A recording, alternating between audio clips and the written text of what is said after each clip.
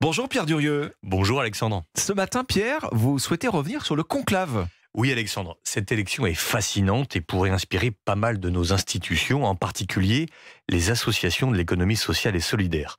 Car quand on y pense, le conclave est l'élection la plus moderne qui soit. L'Église et son gros milliard de croyants se sont donné un nouveau chef en 24 heures, sans campagne, sans candidat, sans budget et surtout sans l'ombre d'une division. N'importe quelle boîte de 1000 personnes aurait fait appel à des consultants, à un audit, des chasseurs de tête pour finalement décevoir tel ou tel camp. N'importe quelle collectivité locale aurait organisé une élection et aurait ainsi généré des divisions, une majorité, des oppositions.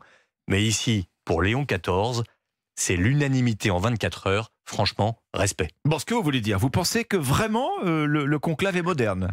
Alors, c'est vrai que quand on y réfléchit à deux fois, le conclave, c'est aussi l'élection la plus archaïque qui soit. Oui. Des bulletins de vote en papier, des stylos pour écrire le nom, un comptage à voix haute devant les électeurs, un poêle pour brûler les bulletins, une fumée blanche ou noire pour informer le monde.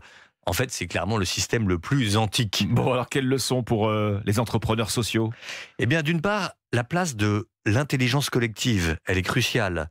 Si le vote est si rapide, c'est que le conclave fait suite en fait aux congrégations, ce lieu d'échange où chacun peut partager sa vision, poser ses questions, faire connaissance avec les autres.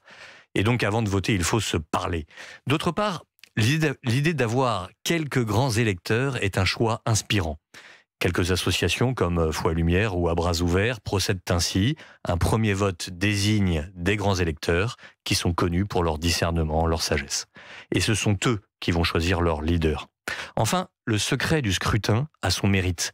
Car une fois le vote réalisé, personne ne sait quel cardinal a eu 35 voix ou quel autre en aurait eu 0.